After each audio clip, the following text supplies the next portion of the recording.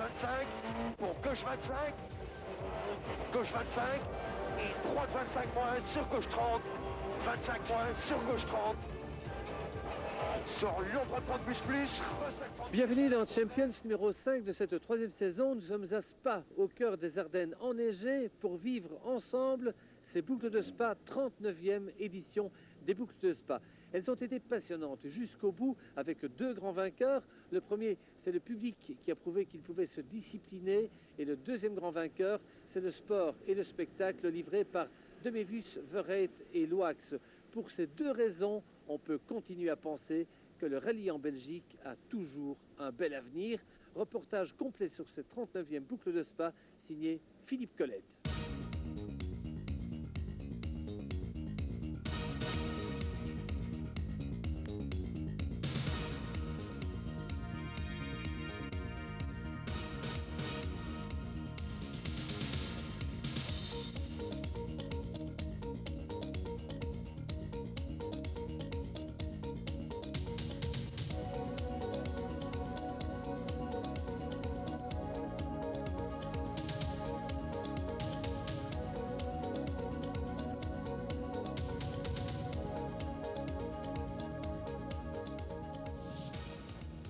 Lorsqu'un rallye ouvre la saison, c'est a priori un gage de succès, car les amateurs ont soif de leur sport favori.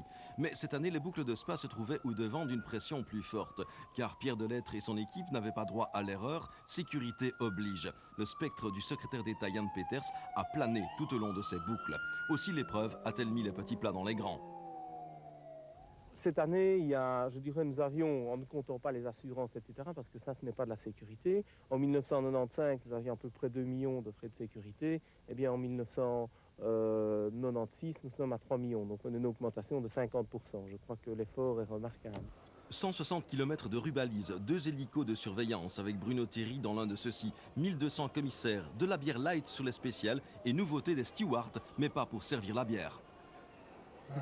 C'est d'éviter de les voir dans les zones interdites et d'aller vers eux, leur parler d'abord gentiment et surtout ne pas les agresser en leur disant ne restez pas à cet endroit, mais gentiment respecter, essayons que notre rallye vive encore longtemps et évidemment avec la gentillesse on obtient un maximum de remerciements, c'est-à-dire que les gens se cassent là où ils peuvent se mettre. Bilan général, tout s'est bien passé hormis une spéciale annulée pour public indiscipliné. Le petit problème qu'il y a eu, en fait, n'est pas un problème propre à un public rallye, mais plus à un groupe de perturbateurs, comme on connaît dans toute manifestation, balles de village et choses semblables. Mais autrement, bon, hormis cela, et nous avons pris la bonne décision de ne pas parcourir l'état spécial, nous avons fait un rallye en toute sécurité, sans accident. Donc je crois que c'est là ce qu'il y a de principal. Depuis 1986, il n'avait plus neigé sur les boucles. Les derniers gros flocons datent de la victoire légendaire de Probst sur sa groupe N. Alphonse Delettre avait amené les routes blanches à Spa de 53 à 68, faute de neige régulière. Il avait créé les boucles. Cette année, on a donc renoué avec la tradition. Des conditions météo spadoises, neige, verglas et pluie. De quoi donner des cheveux blancs aux décideurs chargés du choix des pneus. Les boucles de Spa version 96 ont un nouveau visage. En résumé, les spéciales du premier jour, on ne les couvre plus le lendemain. Gain de personnel évident.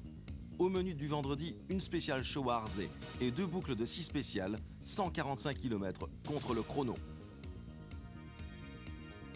À Arzé, Pierre Delettre a cette fois opté pour une vraie spéciale devant nos caméras. 2 km de hors-d'œuvre et l'occasion de découvrir le plateau de cette 39e boucle. Plateau essentiellement national pour une lutte belgo-belge, mais surtout une bataille Toyota-Ford. Chez Toyota Belgium, on a misé sur 2 Celica GT Ford préparés par le TTE. L'une, la numéro 3, confiée au récent vainqueur d'Ypres et du Condro, Renaud Verreet, qui voudrait franchir la passe de Troyes dans les Ardennes spadoises.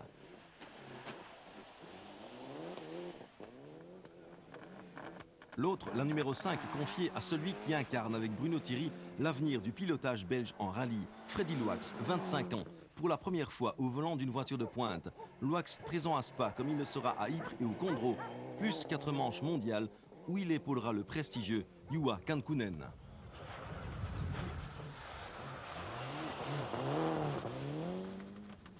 Chez Ford, on a misé sur le titre national. Patrick Sneyers a déjà tout prouvé en Belgique avec 7 couronnes nationales. Mais pourquoi pas une 8e? Confiance au même sponsor, confiance à RAS. Mais une question se pose après la défaite du Condro. L'Escort ne risque-t-elle pas un retard d'évolution par rapport à la Toyota? Grégoire Demévius aussi a un programme belge complet en vue du titre. Et à Spa, le voici déjà en phase de réhabilitation après ses déboires au Monte-Carlo. Son escorte de chez Mike Little doit être à l'arrivée et le plus haut possible. Le champion sortant Bernard Munster aura bien du mal à conserver son titre vu la concurrence et le handicap des deux roues motrices sur la Clio. Pascal Smets, lui, champion en titre du groupe N, ne défendra pas sa couronne. Son programme national s'est réduit, ce qui n'entame pas son ardeur. Ici à Arzé, il signe un 3e chrono.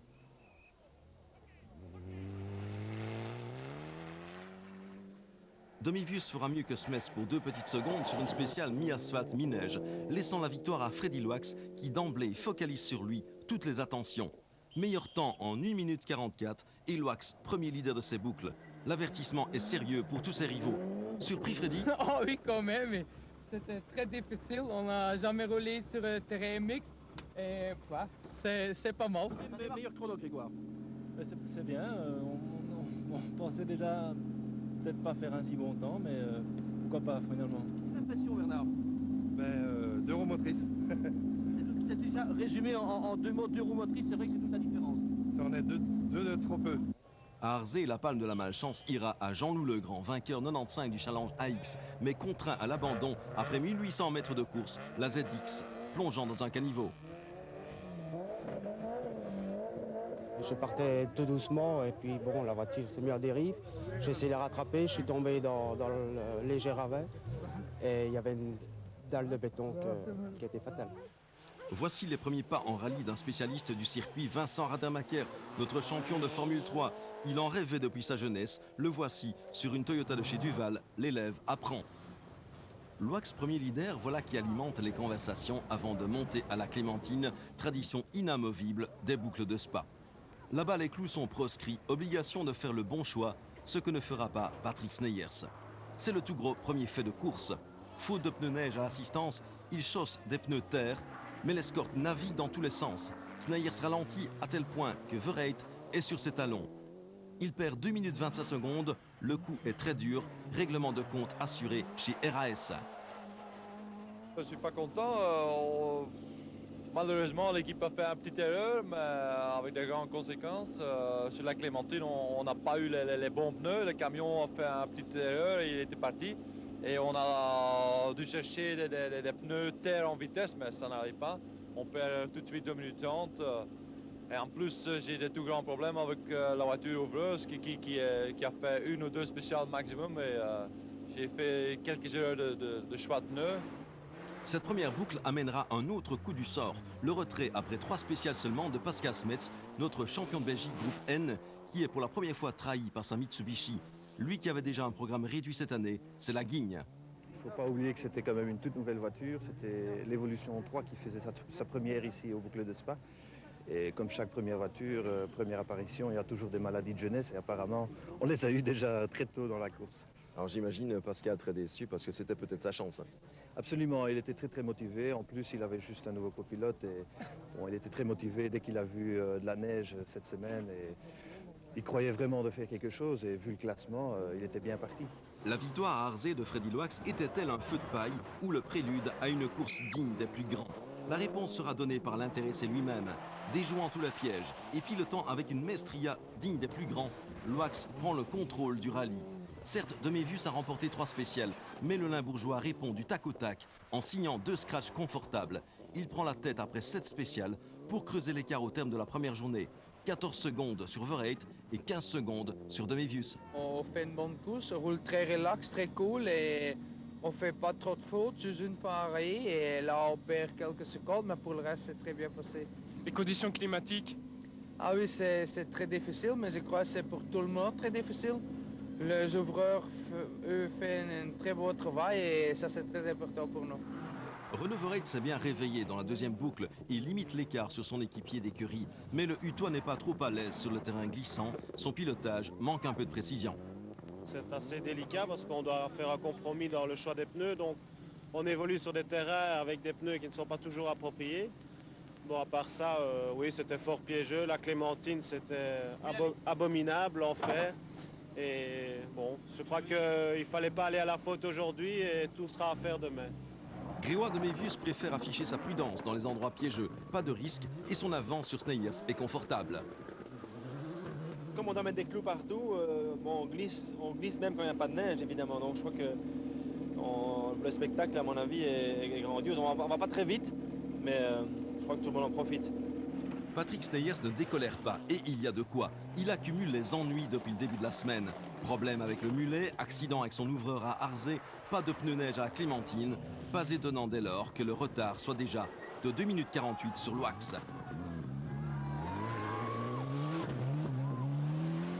À la 5e place, un nouveau visage, celui de Rainer Feltes. Il n'a aucune expérience du rallye inter, seulement du provincial sur une escorte RS 2000. Le citoyen de Burgreland a loué une escorte chez Gérard Magnette, le champion national. Un bon pilote, une bonne voiture, une équipe d'expérience, Claude Sounier, égale une belle 5e place après la première journée. Munster n'est qu'à 10 secondes et Van der Waver, qui inaugure la nouvelle version de sa Peugeot 106 Kit Car, occupe le 7e rang. 1600 cm3 au lieu de 1300, gain de 30 chevaux sous le capot. On y ajoute la maturité du Verviétois pour un rallye jusque-là réussi. L'ensemble de la voiture va bien, mais c'était très difficile. Et même le gars qui va rentrer 104e aujourd'hui, eh ben, il tire mon chapeau parce que il faut être pilote, je te jure. Dans Clémentine, sans clous, c'est incroyable. Il faut être dans la voiture. D'ailleurs, Georges, c'est le 3e rallye qu'on fait ensemble. C'est la première fois où il se tient à gauche et à droite parce que la voiture est incontrôlable. Alors bon, il faut aller dans la neige pour la rattraper. C'est incroyablement difficile.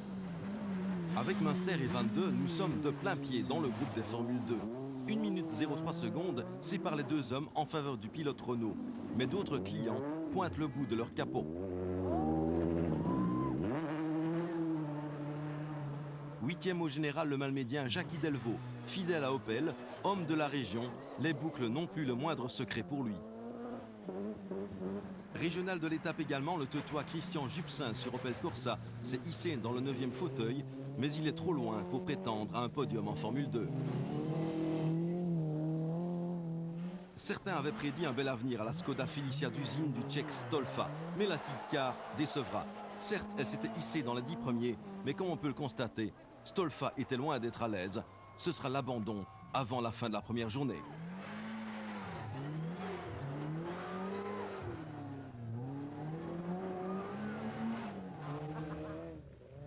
Regardez bien cette voiture jaune. Au volant, le Malmédien Kurt Echters. C'est lui qui complète le top 10 au retour à Spa. Mais c'est lui aussi qui domine le trophée Citroën ZX. Belle performance. Je dois apprendre à connaître la voiture. J'ai jamais roulé avec une traction. C'est la première fois et j'ai fait au mercredi, j'ai fait 2 km avec la voiture, enfin 10 km à l'étape essai à Basse-Baudeux, mais sinon j'ai jamais roulé avec. Le trophée ZX prend un joli coup de jeune cette année. Cette formule de promotion, inspirée du trophée français, met aux prises des ZX soupapes performantes et surtout identiques avec plusieurs excellents pilotes transférés du Challenge AX. Je pense que c'est uniquement le pilotage qui fera la différence puisque nous serons très sévères au niveau des vérifications techniques de manière à ce que vraiment toutes les voitures soient identiques et que ce soit le pilote qui fasse la différence. Kurt Echters est donc le premier représentant des Citroën ZX. En lutte avec le pilote teutois François de Spa, spécialiste de la piste en 2 chevaux, et issu lui aussi du Challenge AX. François de Spa 2e en ZX, mais aussi 12e du classement général. On est déjà très heureux d'être resté sur la route, c'était un exploit je crois parce que les conditions étaient terriblement piégeuses. J'avais fait 10 km avec l'auto avant le départ, donc il a fallu le temps que je me mette un peu dans le bain. Enfin, on a roulé très prudemment et on a quand même fait des temps, je pense, valables, donc on est très contents. Dans le Challenge Citroën AX, déserté par quelques-uns de ses animateurs, Benoît Banneux, le pilote d'EY, mène la danse devant Doquier à 4 minutes 10, Van Bergen, un nouveau venu dans cette coupe de promotion, le Tournaisien Michels et Kint. Le Challenge AX, une formule à budget raisonnable, au programme équilibré, fait avant tout pour les jeunes. Il soufflait cette année ses 11 bougies.